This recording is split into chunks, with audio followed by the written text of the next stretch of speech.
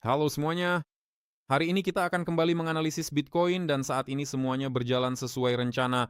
Rencana tersebut sudah disampaikan di ulasan sebelumnya, yaitu kenaikan ke kisaran 66.000 dolar. Saat ini Bitcoin diperdagangkan di 66.600 dan hari ini kita akan membahas apa yang bisa diharapkan selanjutnya. Namun sebelum kita beralih ke grafik, kita akan membicarakan beberapa peristiwa fundamental. Faktor utama yang saat ini dikaitkan dengan kenaikan Bitcoin tentu saja adalah kesepakatan atau perjanjian antara Amerika Serikat dan Iran. Jadi ini soal geopolitik. Bagi pasar tradisional, ketenangan terbaru dari Trump langsung mengaktifkan mode selera risiko. Harga minyak turun, pasar saham melonjak dari level terendah minggu lalu, dan imbal hasil serta ekspektasi suku bunga juga mulai berubah dari nilai sebelumnya. Hal ini juga penting bagi Bitcoin, karena saat ini ia tidak diperdagangkan sebagai aset yang terisolasi, melainkan sebagai bagian dari keseluruhan selera risiko. Ketika pasar takut akan perang, harga minyak yang mahal, inflasi, dan kebijakan ketat dari Federal Reserve, maka Bitcoin menjadi sangat tertekan. Ketika ketegangan ini mereda, para pembeli mulai kembali, termasuk ke pasar kripto. Perlu dicatat satu hal yang sangat penting. Bahkan sebelum adanya kesepakatan antara Iran dan IES, yang baru diketahui tadi malam, saya sudah membuat ulasan di YouTube di mana saya menunjukkan kenaikan Bitcoin ke kisaran 66.000 dolar. Pada akhirnya itulah yang benar-benar terjadi. Namun yang menarik, saya sama sekali tidak tahu tentang kesepakatan tersebut dan tidak ada seorang pun yang tahu. Ini sekali lagi menunjukkan fakta bahwa pasar tidak bergerak karena berita, melainkan karena gambaran teknis pada grafik. Artinya, pasar sudah siap untuk kenaikan ini dan Trump dengan beritanya tentang kesepakatan dengan Iran sebenarnya hanya bertindak sebagai katalisator. Berita itu tidak menciptakan pergerakan ini dari nol, melainkan lebih kepada memulai pergerakan tersebut dan memberikan dinamika tambahan pada pergerakan itu. Dan jika kita kembali ke faktor-faktor fundamental, kita juga harus menyebutkan ETF untuk Bitcoin. Setelah beberapa minggu tekanan dan arus keluar dari ETF spot, akhirnya kita melihat sinyal positif. Pada hari Jumat, dana-dana tersebut mencatat arus masuk sekitar 86 juta dolar. Tentu saja ini bukan jumlah yang sangat besar dibandingkan dengan arus keluar sebelumnya, tetapi secara psikologis ini penting karena dalam beberapa minggu terakhir logika pasar kira-kira seperti ini. Institusi menarik dana, permintaan melemah, jadi tidak ada yang baik yang bisa diharapkan. Sekarang situasinya memang belum berubah secara drastis, tetapi sudah menjadi sedikit lebih lunak. Situasinya belum sepenuhnya pulih, tetapi arus masuk sebesar 86 juta dolar yang tidak seberapa ini bisa kita anggap semata-mata sebagai upaya pertama untuk stabilisasi.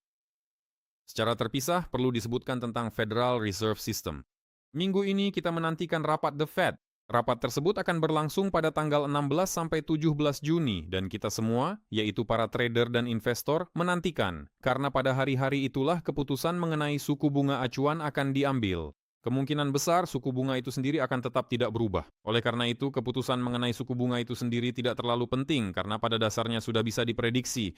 Yang jauh lebih penting adalah retorika yang akan digunakan dan penjelasan apa yang akan diberikan terkait keputusan tersebut.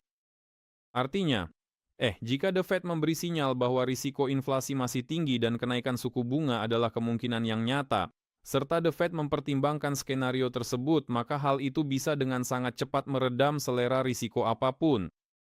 Namun, jika The Fed menunjukkan bahwa kenaikan suku bunga tidak masuk dalam rencana terdekat dan bahkan tidak dipertimbangkan, maka Bitcoin akan mendapatkan peluang tambahan untuk bertahan di atas level saat ini. Tapi semua ini kita bicarakan semata-mata tentang faktor-faktor fundamental pasar. Sekarang mari kita beralih ke grafik dan melakukan analisis teknikal yang sebenarnya jauh lebih penting daripada berita apapun di media massa. Dan sebelum kita langsung masuk ke analisis, saya ingin mengingatkan bahwa baik analisis maupun trading, setidaknya yang saya lakukan, semuanya saya lakukan di platform Quant Fury. Di sini Anda tidak membayar komisi sama sekali dan dapat melakukan trading tidak hanya dengan mata uang kripto, tetapi juga saham pasar modal, indeks pasar saham, berbagai indeks lainnya, ETF, dan komoditas. Dan semua itu tanpa komisi dan semuanya berdasarkan harga spot. Ini adalah candle bulanan Bitcoin. Grafik inilah yang saya bahas kemarin di kanal Telegram saya, dan saya melihat dua skenario pertumbuhan yang potensial. Kenapa disebut potensial? Karena Bitcoin telah menembus ke bawah garis putih tren naik global ini, yang berarti secara formal ia berada dalam tren turun. Bukan hanya itu, kita telah melihat 1, 2, 3, 4, 5 bulan penurunan tanpa henti yang pada akhirnya untuk saat ini telah berhenti. Sekarang saya akan menghapus semua penandaan pada moving average 50 bulan dan kita sudah pernah menembus rata-rata ini. Artinya kita memiliki risiko penurunan yang lebih dalam ke kisaran 40.000 di mana moving average 100 bulan berada. Saya akan mengembalikan penandaan. Dan sekarang ada dua skenario pertumbuhan. Skenario pertama adalah yang biru. Menurut saya ini kurang mungkin terjadi, tetapi tetap saja ini adalah skenario pengujian garis tren naik ini, lalu diikuti dengan penurunan ke moving average 100 bulan. Skenario kedua, yang kuning adalah pengujian level tertinggi bulan Juni, di mana stop loss para penjual berada. Dan jika setelah itu harga terus turun, maka sekali lagi targetnya adalah 40.000 dolar. Namun jika pertumbuhan mampu menelan candle bulan Februari, yang menetapkan level terendah tahun 26 di 60.000 dolar, dan pada bulan Juni diperbarui menjadi 59.130 dolar, maka dalam kasus ini skenario biru yang tadi akan aktif, ya, dengan kenaikan ke kisaran 110 hingga 115.000 dolar. Namun sejauh ini jika melihat grafik, kita bisa melihat bahwa candle bulan Mei setelah memperbarui level tertinggi bulan Februari, ditutup dengan bodi merah dan ini menunjukkan bahwa penjual lebih kuat, sementara candle bulan Juni saat ini sedang menelan candle hijau bulan April. Dan jika bulan Juni ditutup seperti ini, maka dengan kemungkinan besar kita akan terus turun lebih jauh. Juga tanpa masuk ke dalam detail dan rincian, saya ingin mengatakan hal berikut. Menurut analisis saya, pasar saham, khususnya indeks S&P 500, memiliki, bisa dibilang, prospek pertumbuhan dalam rentang waktu 2 hingga 4 minggu ke depan, termasuk minggu ini. Hari ini adalah hari Senin tanggal 15 Juni, dan setelah itu saya memperkirakan pasar saham akan mengalami pembalikan arah secara global ke bawah, atau setidaknya ya semacam koreksi yang cukup dalam. Dan yang saya maksud dengan koreksi yang dalam itu bukan 10%, tapi setidaknya sekitar 15-20%, atau bahkan bisa lebih. Jadi, berdasarkan hal itu, selama pasar saham masih naik, dan seperti yang sudah saya katakan, saya pikir pasar saham masih akan bergerak naik selama 2 hingga 4 minggu ke depan, maka Bitcoin memiliki jendela peluang, yang berarti Bitcoin bisa naik ke level yang lebih tinggi. Dan untuk memahami seberapa besar potensi pertumbuhan Bitcoin, mari kita beralih ke grafik candle mingguan. Pada grafik candle mingguan, kita tidak perlu membuat rencana yang rumit. Kita melihat bahwa penutupan 2 minggu lalu adalah yang terendah sejak sekitar September atau Oktober tahun 2024. Dan ini mendukung kemungkinan penurunan lebih lanjut, misalnya ke moving average 300 minggu di kisaran 55.000 dolar. Namun, tidak ada larangan bagi Bitcoin untuk naik pertama-tama ke tengah candle ini, yaitu 68.000 dolar, dan kita sudah dekat dengan nilai tersebut, dan kedua, bahkan tidak dilarang untuk naik ke dasar candle dari penurunan besar pada tanggal 1 Juni. Artinya ke kisaran sekitar 74.000 dolar. Dan sebenarnya disinilah akan ada titik pengambilan keputusan. Jika Bitcoin berhasil menelan candle ini dengan kenaikan, tidak harus dengan satu candle, bisa dengan beberapa candle, maka selanjutnya terbuka jalan, pertama-tama ke sini, ke kisaran 82.000, dan kedua, untuk menguji moving average, yang merah 100 minggu dan yang hijau 50 minggu. Di sana 80 ya, kita akan bilang 80.000 dolar, dan juga 90.000 dolar. Meskipun selama waktu yang dibutuhkan untuk mencapai level 82.000 ini, jika memang kita sampai ke sana, maka moving average 50 minggu itu bisa saja turun ke sini. Kita bisa mengujinya dan kemudian melanjutkan turun ke bawah. Tapi untuk saat ini kita hanya membicarakan satu hal saja, yaitu kenaikan ke 68.000 atau dasar dari candle merah besar di 74.000. Itu saja. Selama itu belum secara resmi tertelan pada candle mingguan, Bitcoin masih terus mengarah ke bawah. Jangan sampai Anda terpesona oleh Trump atau kesepakatannya dengan Iran. Ucapan Trump, kesepakatannya berubah jauh lebih sering daripada arah angin di padang terbuka. Sekarang mari kita beralih ke candle harian, dan dengan itu ulasan kita akan selesai.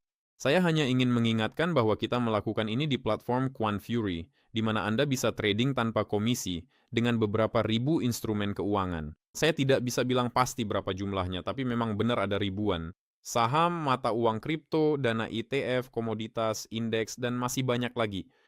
pasar forex khususnya. Pada candle harian kita melihat gambaran yang cukup menarik. Saya telah menghapus semua penandaan sebelumnya yang kita buat di ulasan-ulasan sebelumnya. Kita akan mulai dari awal, dari nol. Nah, pertama-tama kita pernah mengalami penutupan yang cukup penting di sini saat kita menuju ke 60.000 dolar. Saya akan menghapus penandaan dari candle bulanan dan membuatnya ulang sekali lagi. Itu adalah 62.909 dolar. Kalian bisa lihat, kita sempat turun di bawah level ini, tapi sekarang kita sudah bertahan di atasnya. Ini adalah hal yang positif. Sisi positif ini meluas hingga ke level candle hijau ini ya, karena itu sempat menjadi batas atas dari fase sideways untuk beberapa waktu. Di sini kita berhasil menembusnya, mengujinya dari atas, lalu bergerak lebih tinggi lagi. Jadi saat ini secara formal level 70.500 dolar menjadi magnet dari sudut pandang candle harian. Apalagi sisi positif yang kita lihat, di sini ada candle penurunan besar pada tanggal 5 Juni. Itu adalah Jumat 2 minggu yang lalu. Bukan minggu lalu, tapi 2 minggu sebelumnya. Candle ini tertelan pada tanggal 13 Juni. Itu berarti hari Sabtu, pada hari Minggu kenaikan berlanjut, dan sekarang di hari Senin masih terus berlanjut. Dengan demikian, tujuan dari kenaikan ini adalah dasar dari candle ini pada tanggal 3 Juni. Kita sudah mencapainya dan target teknikal berikutnya adalah dasar dari candle ini pada tanggal 2 Juni. Itu sekitar 71,5 ribu dolar. Barusan kita juga membahas pada candle mingguan bahwa 72 ribu dolar itu masih wajar dan itu tidak merusak tren turun. Jadi di sini dan sekarang saya tidak akan mempertimbangkan posisi short apapun untuk Bitcoin. Jika Anda ingin membeli dengan target 71,5 ribu atau 72 ribu dolar, sebaiknya tunggu koreksi terlebih dahulu. Kemana kemungkinan koreksi ini akan terjadi?